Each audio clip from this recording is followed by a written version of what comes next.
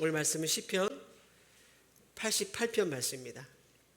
1절에서 18절까지 말씀 한 절씩 좀 말씀 생각하면서 좀 교독하도록 하겠습니다. 여호와 내 구원의 하나님이여, 내가 주야로 주 앞에서 부르짖었사오니 나의 기도가 주 앞에 이르게 하시며 나의 부르심에 주의 귀를 기울여 주소서. 물은 나의 영혼에는 재난이 가득하며 나의 생명은 스올에 가까웠사오니 나는 무덤에 내려가는 자 같이 인정되고 힘없는 용사와 같으며 죽은 자 중에 던져진 바 되었으며 죽임을 당하여 무덤에 누운 자 같으니이다. 주께서 그들을 다시 기억하지 아니하시니 그들은 주의 손에서 끊어진 자니이다. 주께서 나를 깊은 웅덩이와 어둡고 음침한 곳에 두셨사오며 주의 노가 나를 심히 누르시고 주의 모든 파도가 나를 괴롭게 하셨나이다. 셀라. 주께서 내가 아는 자를 내게서 멀리 떠나게 하시고 나를 그들에게 가증한 것이 되게 하셨사오니 나는 갇혀서 나갈 수 없게 되었나이다. 곤란으로 말미암아 내 눈이 쇠하였나이다. 여호와여, 내가 매일 주를 부르며 주를 향하여 나의 두 손을 들었나이다. 주께서 죽은 자에게 기이한 일을 보이시겠나이까. 유령들이 일어나 주를 찬송하리이까. 셀라. 주의 인자하심을 무덤에서 주의 성실하심을 멸망 중에서 선포할 수 있으리이까. 흑암 중에서 주의 기적과 이즘의 땅에서 주의 공의를 알 수 있으리이까. 여호와여, 오직 내가 주께 부르짖었사오니 아침에 나의 기도가 주의 앞에 이르리이다. 여호와여, 어찌하여 나의 영혼을 버리시며 어찌하여 주의 얼굴을 내게서 숨기시나이까. 내가 어릴 적부터 고난을 당하여 죽게 되었사오며 주께서 두렵게 하실 때에 당황하였나이다. 주의 진노가 내게 넘치고 주의 두려움이 나를 끊었나이다. 이런 일이 물같이 종일 나를 애우며 함께 나를 둘러쌌나이다. 주는 내게서 사랑하는 자와 친구를 멀리 떠나게 하시며 내가 아는 자를 흑암에 주셨나이다. 아멘. 오늘 말씀의 제목은 고통을 배우다, 고통을 배우다라는 말씀의 제목으로 함께 은혜를 나누고자 합니다. 저희가 마태복음 강해를 3월 셋째 주부터 했는데 대략 한 6개월 정도 마태복음을 살펴봤더라고요. 지난주 주기도문을 좀 마지막으로 해서 잠깐 쉬고 오늘은 오늘 시편 말씀을 가지고 함께 은혜를 나누고자 합니다. 저희가 이번 주에 수요일 날 낮에 저에게 있어서는 이제 둘째 고모 할머니 팔순을 하신다고 해서 초대를 받았습니다. 둘째 고모 할머니가 사실은 뭐 가까울 수도 있지만 저는 어렸을 때 본 기억만 있어서 사실 좀 거리감이 멀게 느껴졌어요. 근데 이제 천안에 사셔가지고 승지원이라는 곳에서 팔순을 하니까 이제 그 고모 할머니가 교회를 다니시니까 제가 이제 또 목회를 하는 걸 아시고 특별히 좀 초대를 해주셨어요. 근데 이제 제 마음속의 생각에 뭐 그게 서로 뭐 연락을 하는 사이도 아니고 또 수요일 날은 수요 예배도 있고 바쁘기도 하고 참 가기가 좀 그렇다라고 했는데 간곡하게 와달라라고 하셔서 이제 저희 가족들 다 초대해 주셔서 갔습니다. 이제 그냥 또 빈손에 갈 수 없지 않겠습니까? 그래서 조금의 감사 인사를 이렇게 봉투에 넣어서 갔어요. 승지원 혹시 가보셨나요? 네, 제가 가봤는데 그래서 이제 이렇게 식사를 했는데 밥이 그 종류가 여러 개 있더라고요. 저는 뭐 가장 기본 먹지 않겠나 근데 반찬이 너무 좋은 거예요. 너무 많이 나온 거예요. 그래서 제가 나중에 직원한테 살짝 물어봤어요. 이게 뭐죠? 그랬더니 이거라고. 되게 비싼 밥이더라고요. 그러니까 감사 인사로 가져간 이 돈이 너무 부끄러운 거예요. 저희 가족 4명이서 먹은 거에 한 4분의 1밖에 안 되는 비싼 걸 주시더라고요. 그래서 제가 어떤 생각이 들었냐면 너무 죄송하다. 이럴 줄 알았으면 좀 더 넣어드릴 걸. 이런 생각을 하게 됐어요. 제가 왜 이런 이야기를 하냐면 우리가 매주 예배 올 때 우리의 기대감이 사실 그렇게 크지 않습니다. 때로는 그냥 습관적으로 와서 예배를 드릴 수도 있고 오기 싫지만 또 뭐 억지로 올 수도 있죠. 어떤 분들은 그래도 은혜를 받아야지라는 어떠한 마음으로 올 수도 있어요. 그래서 저는 오늘 예배를 준비하고 또 오늘 이번 주에 제가 그 경험했던 그 일을 생각하면서 하나님, 우리가 작은 기대감을 갖고 왔을지라도 하나님이 주시는 은혜 때문에 우리가 깜짝 놀랄 그런 예배가 되게 해주십시오.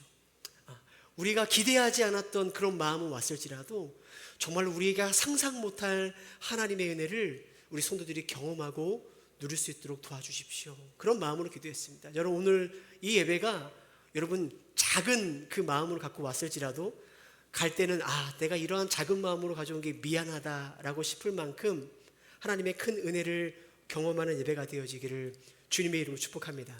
우리 그렇게 한번 옆에 분과 인사 나누겠습니다. 주님의 은혜를 사모합시다. 자, 뒤에 분에게도 주님의 은혜를 사모합시다. 네. 이기적인 유전자, 만들어진 신이라는 베스트셀러를 남긴 이 유명한 무신론자인 리처드 더킨슨이 고통에 관해서 이러한 이야기를 했습니다. 한번 들어보십시오. 자연계에서 1년 동안 나타난 고통의 총량은 상상을 초월한다. 우주는 의도적으로 악하지도 않고 선하지도 않다. 맹목적인 물리적 힘과 유전적 복제로 이루어진 우주에서 어떤 이는 고통을 받고 어떤 이는 행운을 얻는다. 거기에는 어떤 이유나 암시도 찾아볼 수 없으며 어떠한 정의도 찾아볼 수 없다. 우리가 보고 있는 우주는 어떤 계획도 의도도 선악도 없다. 단지 맹목적이고 무관심 외에는 아무것도 없다. 리처드 돈킨슨이 말한 이 고통에 대한 관점은 여러분, 하나님을 믿지 않는 이 세상 사람들이 바라보는 고통을 너무나 잘 대변해 줍니다. 무슨 말을 하냐면 그냥 우연히 만들어진 세계 속에서 주어지는 고통은 아무런 목적이 없기 때문에 이 고통이 찾아올 때 사람들은 그냥 고통을 피하는 게 상책이라는 거죠. 그 고통을 피하라는 거예요. 피해도 피해지지 않는 고통 가운데 그래서 사람들은 절망하죠. 어떤 사람들은 그 고통 때문에 자신의 삶을 내려놓기도 합니다. 의미도 없고 아무런 의도도 없는 고통은 그냥 재수가 없는 부르는 것뿐이죠. 근데 여러분, 기독교의 새겨가는 고통을 전혀 다르게 바라보고 해석합니다. C.S. 루이스는 이렇게 이야기해요. 하나님은 쾌락 속에서 속삭이고 양심 속에서 말하고 고통 속에서 외치신다. 무슨 말일까요? 오늘 우리에게 주어지는 이 고통과 고난을 통해서 하나님은 가장 확실하게 우리들에게 말씀하신다라는 거죠. 시편 기자는 그래서 그의 시편 119편 67편에 이렇게 말하죠. 고난당하기 전에는 내가 그릇 행하였더니 이제는 주의 말씀을 지키나이다. 고난당하기 전에는 내가 그릇 행하였으나 이제는, 즉 고난을 통과한 후에는 내가 주님의 말씀을 지킵니다. 고난의 전과 후가 분명하게 다른 사람들, 그게 바로 하나님을 믿고 있는 사람들이라는 것입니다. 자, 그럼에도 불구하고 여러분, 고난에 관한 문제는 사실은 과거에나 현재에나 또 여기 서 있는 저나 여러분 모두에게도 너무나 어려운 주제라는 것은 변함이 없습니다.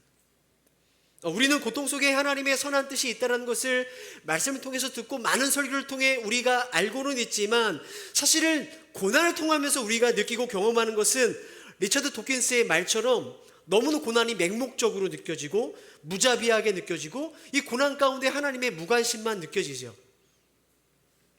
고난 속에서 하나님의 선한 계획이 느껴지지 않아요.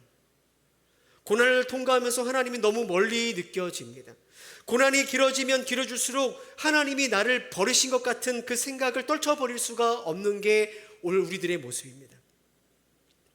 오늘 우리가 살펴보게 될 이 시편 88편의 이 사람은, 이 시편 기자는 고난 속에 한 사람이 어떻게 반응하는지를 우리에게 잘 보여줍니다. 특별히 고난이라는 주제로 오늘 말씀을 살펴보려고 하는 것은 이 시편 88편이 가지고 있는 독특한 특징 때문에 그렇습니다. 시편에 보면 고난과 고통 가운데 당하는 사람들의 시가 여러 개 시편에 담겨져 있습니다. 그러나 거의 대부분의 시편은 처음에는 하나님 앞에, 하나님 제가 너무 힘듭니다. 하나님 왜 나를 돌보시지 않습니까? 나의 영혼을 하나님 왜 상하게 하십니까? 이렇게 하나님께 불평불만을 하더라도 그 고통 가운데 그의 마지막은 대부분 제가 그래도 하나님의 선하심을 봅니다. 하나님 나와 함께 하심을 제가 믿습니다. 이렇게 하나님에 대한 소망과 기대감을 가지고 시편을 마칩니다. 그런데 오늘 시편 88편은 하나님에 대한 그 어떠한 기대와 소망도 찾아볼 수가 없어요. 오늘 시에는 여러분 흑암이라는 단어가 반복해서 나옵니다. 흑암. 12절에도 흑암 중에서 라는 말이 나오고요. 마지막 절에도 흑암으로 그 시를 끝맺습니다. 따라서 오늘 우리가 살펴보게 될 시의 주제는 흑암이에요.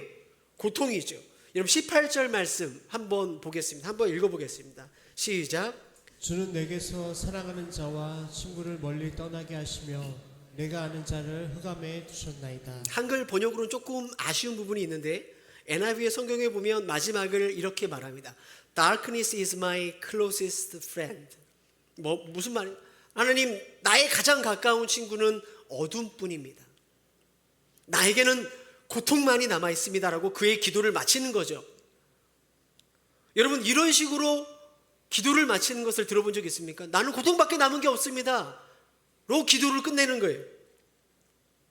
여러분, 성경은 왜 이러한 기도라고 보기에 좀 어려운 이러한 기도를 성경 안에 그대로 두었을까? 그래서 바로 오늘 이 동일한 고통 속에 살아가는 저와 여러분에게 나름대로의 저마다의 흑암을 통과하고 있는 저와 여러분에게 주시는 하나님의 교훈이 있기 때문에 그렇습니다. 말씀을 통해서 그 하나님의 은혜를 함께 나누고자 하는데요. 첫 번째로 오늘 우리가 이 시편을 통해서 알 수 있는 것은 좀 불편한 사실을 우리가 먼저 인정해야 됩니다. 여러분, 신앙을 가지고 살아가는 그리스도인들에게도 흑암은 찾아온다라는 거예요. 때로는 그 흑암이라는 고통이 아주 오랜 시간 우리의 삶 가운데 지속될 수 있다라는 것이죠. 여러분 1절 2절의 말씀을 함께 다시 한번 읽어보겠습니다. 시작. 여호와여 내 구원의 하나님이여 내가 주야로 주 앞에서 부르짖었사오니 나의 기도가 주 앞에 이르게 하시며 나의 부르심에 주의 귀를 기울여 주소서. 여러분, 이 고통 가운데 있는 이 사람이 어떤 말을 하는지 한번 들어보십시오. 그는 하나님을 나의 구원자로 믿는 사람이었습니다. 고통의 문제를 하나님께 해결해 달라고 그는 최선을 다해 밤낮 기도하는 사람이었습니다. 신앙의 사람이었고 기도하는 자였습니다. 그런데도 그의 인생에는 흑암과 고통이 찾아왔고 오랫동안 머물러 있습니다. 여러분, 이 사람이 경험하고 있는, 이 사람이 말하고 있는 흑암, 그 고통의 내용은 무엇이었을까요? 성경이 통해 알 수 있는 것은 8절 말씀입니다. 8절에 보니까 주님께서 나의 가장 가까운 친구들마저 내게서 멀리 떠나가게 하셨습니다. 지금 이 사람은 가장 가까운 친구들마저 내게 떠났다라고 말하죠. 인간관계의 큰 깨어짐으로 너무나 큰 고통 가운데 그 고통을 경험하고 있죠.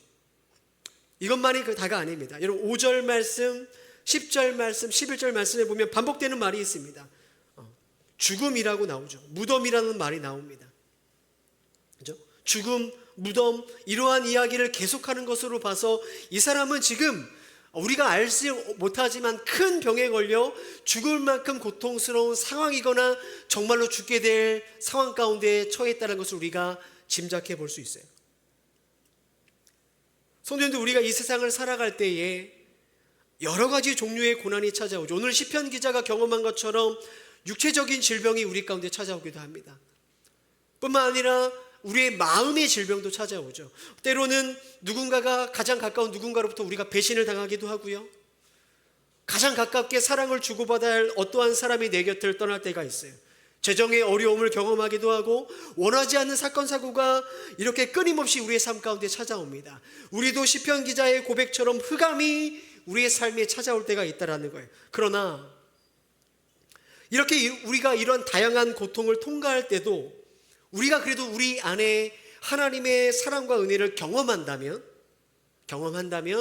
외적인 이러한 고난이 물론 여전히 어렵기도 하지만 그러나 이것을 극복할 수 있는 힘이 우리에게 주어집니다. 그렇죠? 흑암 속에서도 좀 소망을 기대하고 하나님이 회복시켜 주실 거야 라고 기다릴 수 있는 거죠. 그것이 여러분 신앙의 힘 아니겠습니까? 그런데 오늘 시편 기자는 그러한 신앙의 힘마저 다 잃어버렸어요. 그의 이야기를 한번 들어보십시오. 6절, 주님께서는 나를 구덩이의 밑바닥 칠흑같이 어두운 곳에 던져 버리셨습니다. 주님은 주님의 진노로 나를 짓눌렀으며 주님의 파도로 나를 압도하셨습니다. 주님께서 나의 가까운 친구들마저 내게서 멀리 떠나가게 하시고 나를 보기에 역겨운 것이 되게 하시니 나는 갇혀서 빠져나갈 수가 없는 몸이 되었습니다. 여러분, 이 사람은 지금 하나님을 구원자로 고백하며 밤낮 기도하는데도 고통의 문제가 해결되지 않자 이 시편 기자는 주님께서 나를 구덩이에 던졌고 주님께서 진노를 나를 짓누르고 계시고 주께서 나를 빠져나갈 수 없도록 나를 고통 가운데 몰고 가신다라고 하나님께 이야기하고 있는 거죠. 이 사람은 하나님에게서 위로를 얻지 못합니다. 하나님에게서 소망을 발견하지 못하는 거예요. 하나님에게서 큰 배신감을 느낍니다. 이 고통 가운데서 하나님의 진노를 느낍니다. 하나님으로부터 거절당한 것을 느끼고 응답하시지 않는 하나님 때문에 그는 너무나 고통스러워합니다.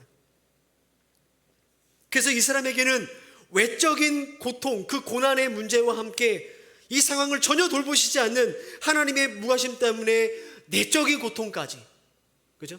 외적인 고통만 아니라 내적인 고통까지 함께 찾아온 것이죠. 다시 한번 말씀드립니다. 이 사람은 하나님을 알지 못한 불신자가 아닙니다. 하나님을 떠나 방탕하게 살아가는 사람이 아닙니다. 그는 하나님을 구원자라고 고백하며 지금도 하나님께 기도하고 있는 사람입니다. 그런데 그의 기도는 응답하시지 않는 하나님 때문에 고통과 흑암으로 그 기도를 맺습니다. 여기가 바로 예수 믿는 우리들에게 혼란스러운 지점입니다. 여러분, 우리는 하나님을 복 주시는 하나님으로 믿고 있습니다. 그래서 우리는 하나님께 주시는 복을 기대합니다. 여러분, 우리가 하나님께 기대하는 복, 허황되고 말도 안 되는 복이 아니죠. 우리들은 정말로 평범한 복을 하나님께 구합니다. 평범한 가정, 평범한 직장, 평범한 건강, 평범한 인간관계. 그래서 우리는 하나님을 잘 섬기면 이러한 복이 우리에게 주어지게 될 거라고 기대하죠. 여러분, 이것은 무리한 요구가 아닙니다. 욕심이 아닙니다. 너무나 평범한 거 아닙니까? 그러나 오늘 성경은 우리가 하나님을 구원자라고 믿더라도 때로는 이 평범한 복마저 받을 수 없을 때가 있다라고 말합니다.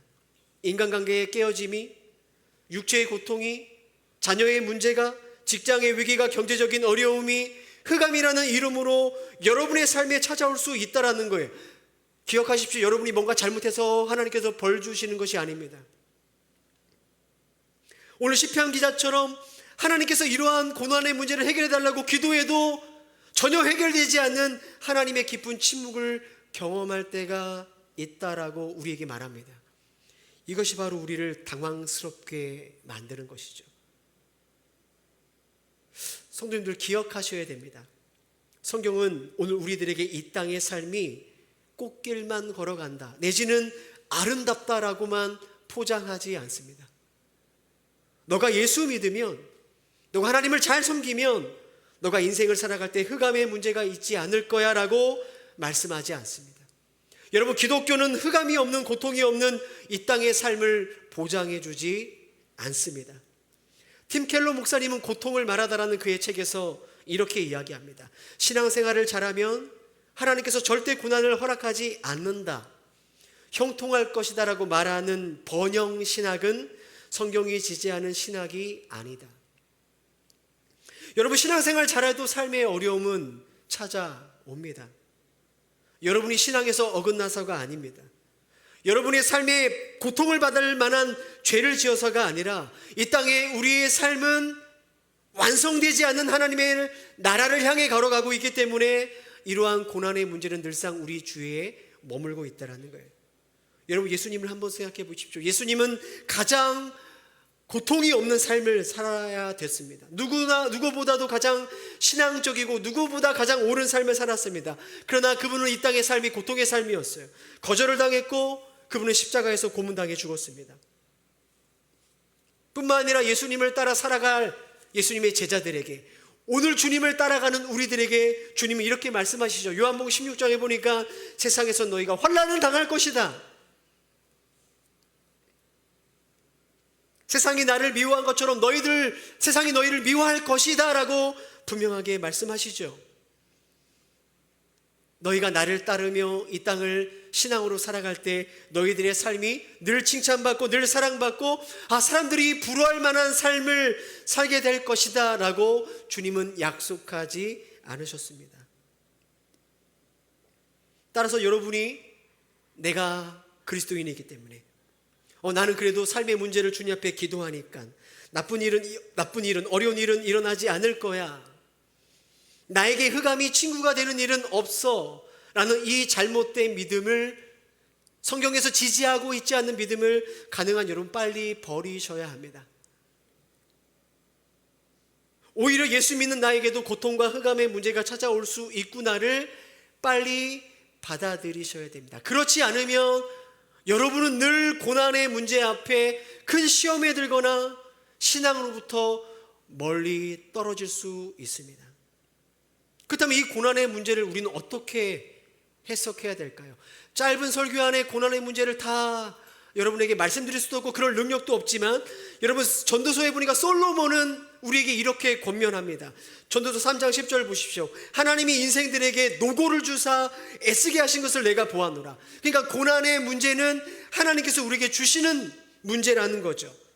11절, 그러나 하나님이 하시는 일의 시종을 사람으로 측량할 수 없게 하셨도다.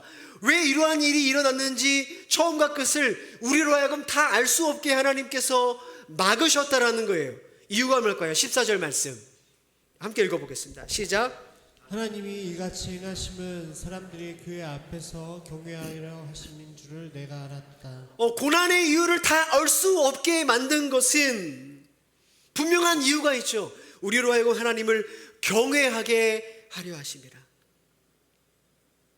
우리 인생의 주인이 나인 줄 알고 내 계획대로 생각대로 될 줄 알았지만 고난의 문제를 통과하면서 너가 주인이 아니라 내가 주인이다라는 것을 하나님께서 알려주시는 거예요. 내 힘으로 할 수 없는 것이 인생이구나. 고난을 통해서 우리는 하나님을 그래서 더 의지하고 그분께 더 엎드리는 법을 깨닫고 배우게 된다는 거예요. 여러분, 우리가 우리의 삶의 시작과 끝을 안다면, 고난의 이유를 다 해석할 수 있다면 우리는 하나님이죠. 하나님께 뭘 물을 필요도 없습니다. 그래서 고난의 뜻을 우리가 다 알 수 없지만 중요한 것은 우리의 삶에 찾아오는 이 고난을 통해서 하나님은 저와 여러분을 고난 이전과는 다른 모습으로 분명하게 다듬어 가기를 원하신다라는 것입니다.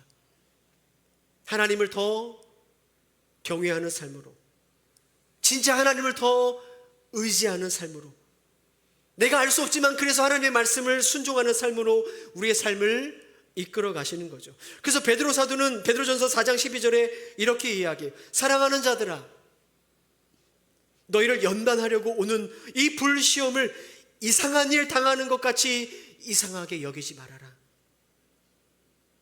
왜 그렇습니까? 성도에게 주어진 고난 속에서는 하나님의 분명한 목적이 있기 때문에 그렇습니다. 사랑하는 성도님들, 오늘 우리에게 주어지는 다양한 삶의 어려움, 그 시험, 그 고통의 문제를 여러분 이상하게 여기는 것이 아니라 주님께서 이 고난을 통해서 나에게 원하시는 게 있구나, 주님을 더 경외하라고 하시는구나, 주님을 더 의지하라고 하시는구나, 이렇게 깨닫게 되는 저와 여러분 되어지기를 축복합니다. 그리스도인의 삶에도 고난은 찾아옵니다.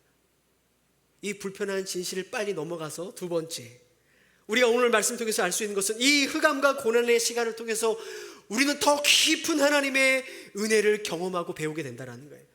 여러분, 오늘 시편 기자가 어떤 식으로 기도하고 있는지를 조금 더 자세히 살펴봤으면 좋겠는데요. 사실 시편 88편의 기도 중 어떤 부분은 기도가 아닙니다. 10절 말씀, 11절 말씀 다시 한번 읽어볼까요? 시작. 주께서 죽은 자에게 기이한 일을 보이시겠습니까? 유령들이 일어나 주를 찬송하리이까. 주의 인자하심을 무덤에서, 주의 성실하심을 멸망 중에서 선포할 수 있습니까? 이건 여러분 기도가 아닙니다. 하나님을 비꼬는 거죠.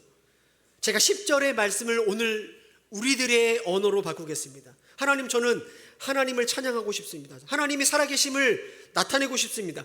그런데 이 병 하나 고쳐주지 않으시면서 내가 어떻게 하나님을 좋은 하나님이라고 말할 수 있겠습니까? 하나님, 제가 이 병에 걸려 제가 죽으면 주님을 찬송할 수 있겠습니까? 유령이 일어나 주를 찬송하리이까. 바로 그게 이 내용이죠. 11절은 이렇습니다. 하나님, 제가 하나님의 영광을 위해 좀 좋은 일 하기 위해서 헌금도 많이 하고 싶습니다. 좋은 일도 하고 싶습니다. 근데 저를 망하게 하시면 어떻게 하나님이 복 주시는 하나님이신지, 인자하신 하나님인지 제가 어떻게 사람들에게 말할 수 있겠습니까? 직장에서 제가 쫓겨나고 사업이 망했는데 멸망 중에서 내가 어떻게 하나님의 복의 하나님이라고 말할 수 있습니까? 이 어려움 해결해 주셔야 되지 않겠습니까? 라는 기도가 바로 11절의 기도인 거죠. 여러분, 당시 우리가 유대 사회를 좀 생각해 봐야 됩니다. 시편 기자가 이렇게 하나님께 말한 것은, 이것은 신성모독입니다. 율법에 의하면 이것은 돌에 맞아 죽임을 당해야 될 범죄입니다. 시편 기자는 이건 자기에게 이 주어진 고통이 해결이 되지 않자 하나님을 비난하는 그 마음을 절제하지 못합니다. 하나님을 향한 사랑, 존경 찾아볼 수 없습니다. 우리 몇 주 동안 살펴봤던 주기도문의 기도 기억나십니까? 하나님의 나라와 뜻이 이 땅에 이루어지이다. 그런 기도는 택도 없습니다. 하나님에 대한 불신과 원망만이 가득 차죠. 그는 또 이렇게 말해요. 15절 말씀 어떻게 하나님께 말하는지 한번 읽어보겠습니다. 시작. 어릴 적부터 고난을 당하여 죽게 되었사오며 주께서 두렵게 하실 때에 당황하였나이다. 내가 어릴 적부터 고난을 당해서 죽게 됐습니다. 이게 무슨 말일까요? 자기는 평생 동안 어려움 속에 살았다는 거 아니에요? 평생 동안 고난을 당했는데 도대체 주님 나를 돌보신 적이 있습니까? 아니 어떻게 평생 저를 이 고난에 내버려 두십니까? 언제 내 곁에 계신 적이 있습니까? 저는 어렸을 때부터 이러한 고난 가운데 힘들었지만 언제 하나님 나의 곁에 계셨습니까? 라고 하나님께 외치는 거죠. 정말로 그랬을까요? 정말로 시편 기자가 어렸을 때부터 하나님이 한 번도 돌본 적이 없다면 이 사람의 이 외침에 우리는 동의할 수 있습니다. 근데 여러분, 시편 88편은 지은 사람이 누구냐? 여러분 혹시 성경을 갖고 계신 분들 시편 88편 위에 가로로 쳐서 이렇게 기록되어 있을까요? 고라 자손의 찬송시, 그죠? 헤만이라는 사람이 나옵니다. 이 시편을 지은 사람은 헤만이라는 사람이에요. 헤만은 누구냐? 성경에 보면 헤만은 레위 지파 사람입니다. 그리고 헤만은 우리가 너무나 잘 알고 있는 사무엘 선지자의 손자입니다. 역대상에 보면 헤만은 노재금을 너무나 잘 쳐서 사람들에게 명성을 얻었다라고 기록되어 있어요. 그리고 그는 다윗에게 발탁된 스카웃됐어요. 성전에서 성가대를 이끄는 리더로, 지휘자로 그는 평생 살게 됩니다. 그러니까 여러분 보세요. 그는 혈통적으로 보면 레위 자손이고요, 할아버지가 사무엘이에요. 다윗 왕에게 신뢰를 받아 예배를 담당하는 삶을 살았어요. 재능도 있었고요, 명예도 있었고요, 하나님의 은혜 가운데 너무나 좋은 환경에서 살았다라는 거예요. 하나님의 구원의 은혜를 찬양하는 게 그의 인생이었습니다. 그렇게 본다면 지금 그가 하나님께 외치고 있는 원망, 내가 어렸을 때부터 고난을 당했는데 주님은 한 번도 저를 돌보신 적이 없으시네요. 참 하나님 당황스럽습니다라는 그의 기도는 그가 살아왔던 삶을 비춰본다면 전혀 맞지가 않는 기도죠. 억지에 가깝습니다. 그는 왜 이러한 억지를 부릴까요? 바로 지금 그가 경험하고 있는 고통 때문에 그렇습니다. 하나님의 은혜와 돌보심이 너무나 분명하게 있는 인생이었지만 안타깝게도 이 사람은 지금 그가 당하는 이 고통 때문에 마치 하나님이 단 한 번도 내 곁에 있지 않았다라고 느끼는 거죠. 너무나 많은 것을 받았지만 아무것도 받지 않았다고 그는 생각합니다. 오히려 하나님이 나에게 고통을 주었다라고 그는 느끼는 것입니다. 고통은 때로는 우리로 하여금 하나님께 억지를 부리게 만듭니다. 하나님이 주신 은혜를 깡그리 망각하게 만듭니다. 요즘 제가 제 딸에게 이러한 이야기를 자주 듣습니다. 엄마 아빠는 내가 부탁한 걸 한 번도 들어준 적이 없어. 다른 친구들 부모님은 안 그러는데 다 안 된다고 해. 요즘에 저의 딸의 눈을 보면 살짝 사춘기여서 자신에게 필요한 것이 주어지지 않거나 자신의 뜻대로 되지 못해서 그렇게 느껴지는 거죠. 한 번도 내가 원하는 것을 들어준 적이 없어. 이렇게 느껴지고 그렇게 말은 하지만 실제로는 그렇지 않죠. 아마 다들 부모님이시기 때문에 알 것 같아요. 왜냐하면 자녀들이 살아갈 때 필요한 대부분의 것들은 사실은 부탁하지 않아도 늘 먼저 부모님들은 공급해 줍니다. 지금 안 돼라고 거절하는 이 순간에도 어떻게 하면 더 좋은 것을 줄 수 있을까 고민하는 것이 부모님의 마음이죠.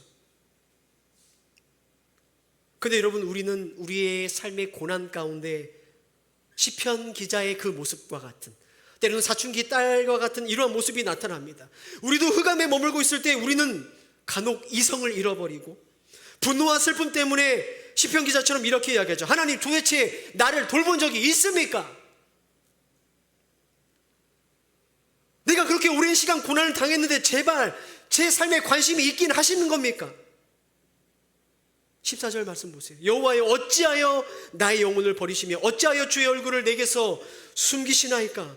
우리는 하나님이 나를 버리셨다라고 생각하죠. 얼굴을 돌리신 것처럼 우리는 느끼는 것입니다. 성도님들, 우리는 너무나 자주 지금 내가 경험하고 있는 이 고통으로 우리 인생 전체를 해석해 버립니다.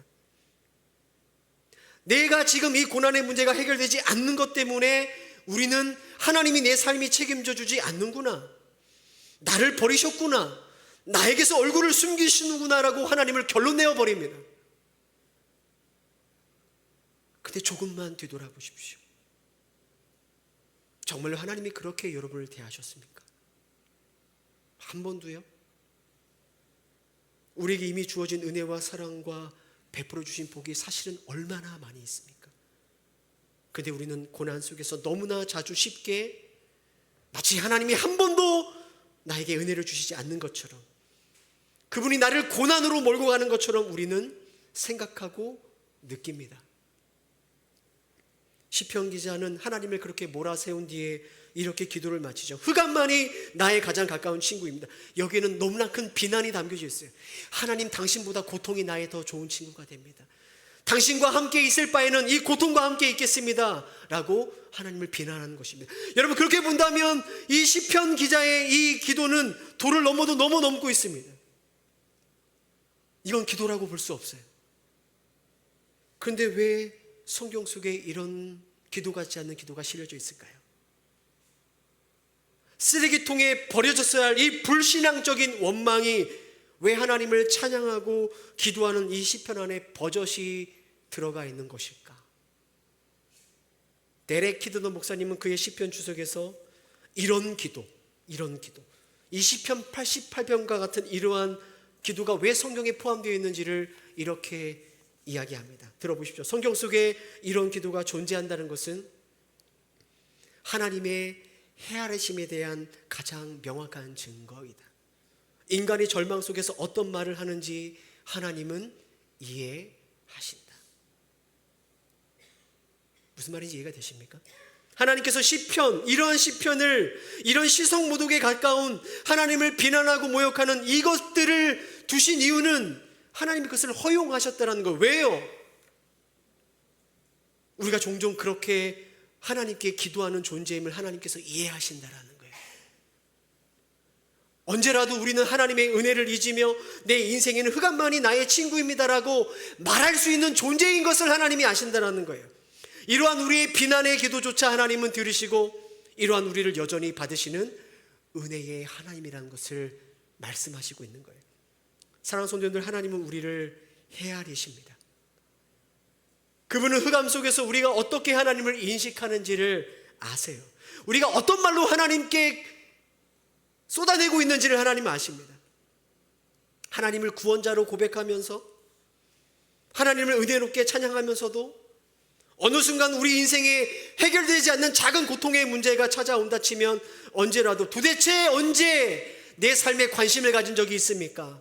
나를 돌보신 적이 있습니까? 이렇게 외치는 우리의 불신앙의 외침도 여전히 헤아리고 듣고 계신다는 거예요. 하나님은 불신앙과 원망의 기도를 쓰레기통에 버리지 않고 그분의 말씀인 성경 안에 두시면서 그분은 오늘 우리에게 이렇게 말씀하시는 거예요. 내가 여전히 이 사람의 하나님이다. 그가 나를 구원자라고 말할 때에도 나는 그를 사랑했고 지금 나를 비난하는 말을 할 때도 나는 여전히 그의 하나님이다. 나는 그가 나를 구원자로 부르며 나의 이름을 찬양할 때도 그의 기도를 들었고, 지금 어째서 내 영혼을 버리고 왜 나한테 얼굴을 돌리냐고 비난할 때도 나는 그의 신음을 기도로 듣는다. 나는 여전히 그의 하나님이다라고 말씀하고 있는 거예요. 동일하게 오늘 우리 가운데 주님 그렇게 말씀하시는 거예요.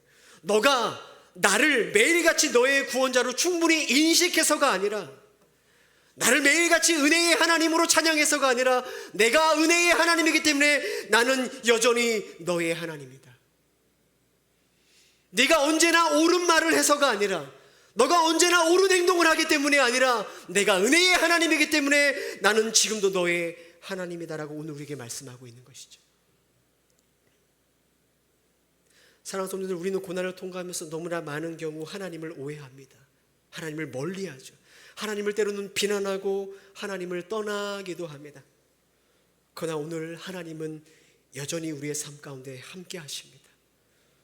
여러분이 흑암 가운데 있을지라도 하나님은 여러분을 버리지 않습니다. 하나님은 여러분에게 얼굴을 돌리지 않습니다. 그것을 우리가 어떻게 알 수 있을까요? 시편 기자는 여호와여 어찌하여 나의 영혼을 버리시며 어찌하여 주의 얼굴을 내게서 숨기시니까 라고 하나님께 말하죠. 나는 흑암 가운데 있다라고 말합니다.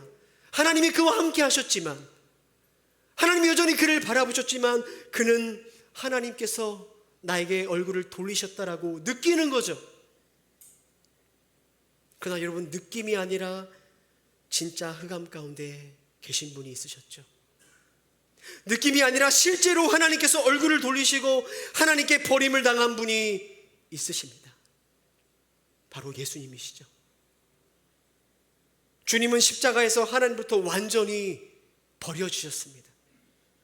하나님은 그분에게서 그의 얼굴을 돌리시고 하나님의 진노를 다 쏟아내셨습니다.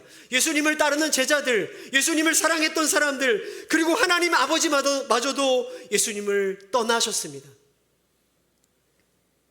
시편 기자는 죽음의 문턱까지 갔다고 말했지만 예수님은 진짜 죽으시고 진짜 무덤까지 내려가셨습니다. 예수님이 죽으실 때 흑암이 온 세상을 덮었죠. 예수님의 가장 친구는 정말 흑암뿐이셨습니다. 그 이유를 아십니까? 바로 저와 여러분의 죄악 때문에 그렇습니다. 하나님을 구원자라고 고백하면서도 시시때때로 이 세상을 살아가면서 하나님을 떠나 살아가는 우리들의 죄를 대신해서 하나님께서는 우리를 떠나는 대신에 당신의 아들을 십자가에 못 박고 당신의 아들 곁을 떠나신 거죠. 죄인된 저와 여러분에게 그분의 사랑의 얼굴을 돌리지 않기 위해 아버지는 당신의 아들 예수께 진노의 얼굴을 보이셔야 했습니다. 주님이 하나님으로부터 버려짐을 받았기 때문에 오늘 우리는 아버지께 용납함을 받습니다. 주님께서 흑암에 머무르셨기 때문에 우리는 흑암과 같은 고통 속에서도 여전히 소망의 빛 되시는 하나님을 볼 수 있는 것이죠. 그 주님의 십자가의 사랑과 하나님의 놀라우신 은혜가 오늘 저와 여러분의 그 고통 속에서도 여전히 우리를 사랑하시고 우리와 함께 하시는 가장 확실한 증거가 되는 것입니다. 그런데 우리들은 조그만 어려움을 겪고도 주님이 자기를 외면한다고 생각하는 이유가 무엇입니까? 우리를 흑암에서 구원하시려고 완전한 흑암에 들어가시면까지 우리를 사랑하시는 그 십자가의 사랑이 여전히 우리에게 선명하게 주어졌는데 왜 하나님이 여러분에게 얼굴을 돌린다고 생각하십니까? 여러분이 지금 어떠한 흑암과 고통 가운데 있는지 저는 잘 알지 못합니다. 그러나 그 가운데서도 주님은 여전히 은혜의 얼굴을 여러분에게 향하고 계심을 여러분 믿으시길 바랍니다. 다 알지 못하는 이 고통 가운데서도 그러나 반드시 하나님께서 우리의 삶을 선하게 인도하실 것입니다. 그 주님을 변함없이 바라볼 수 있는 저와 여러분 되어지기를 주님의 이름으로 축복합니다.